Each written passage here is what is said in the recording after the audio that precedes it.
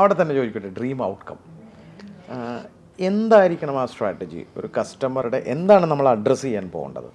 ഇതിന് ഒരു 4 സംഭവം മെയിനായിട്ട് ക്യാരക്ടറിസ്റ്റിക്സ് ഉണ്ടാവും സക്സസ്ഫുൾ കമ്പനികൾ എന്ന് പറയുന്നത്. ഒരു സക്സസ്ഫുൾ കമ്പനികൾക്ക് 4 ക്യാരക്ടറിസ്റ്റിക്സ് ആണ് ഉണ്ടാവുക എന്ന് പറയാറ്.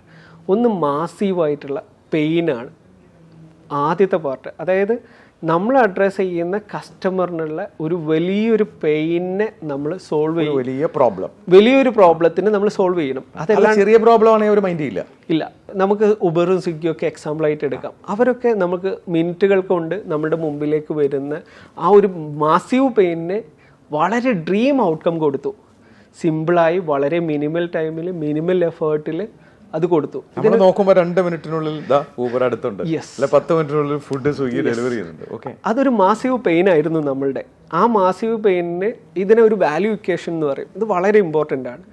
ഡ്രീം ഔട്ട്കം ആൻഡ് അതിന് എങ്ങനെ നമുക്ക് കിട്ടും എന്നുള്ളതിൻ്റെ മൾട്ടിപ്ലിക്കേഷൻ ഡിവൈഡഡ് ബൈ എത്ര എഫേർട്ട് കുറവും എത്ര ടൈം ഡിലേ കുറവുമാണ് എന്ന്, അതേപോലെ എത്ര സാക്രിഫൈസ് കുറവാണ് എന്നുള്ളതിനനുസരിച്ചിട്ട് ആ വാല്യൂ എന്ന് പറയാം.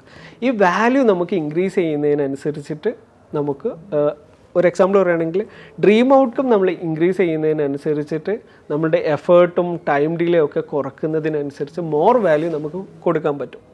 രണ്ടാമത്തെ ക്യാരക്ടറിസ്റ്റിക്സ് ഈ ഒരു ആൾക്കാർക്കുള്ള പർച്ചേസിങ് കപ്പാസിറ്റിയാണ്.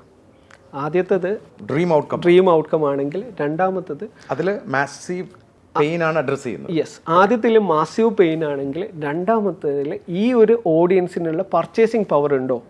ഇപ്പം നമ്മളൊരു വളരെ ഒരു സ്ഥലത്ത് പോയിട്ട് അങ്ങനെയുള്ള, അതായത് നമ്മുടെ റൈറ്റ് ടാർഗറ്റ് ഓഡിയൻസ് അല്ല എന്നുണ്ടെങ്കിൽ ഈ ഒരു പ്രോഡക്റ്റ് നമുക്ക് സെല് ചെയ്യാൻ പറ്റിക്കൊള്ളണമെന്നില്ല.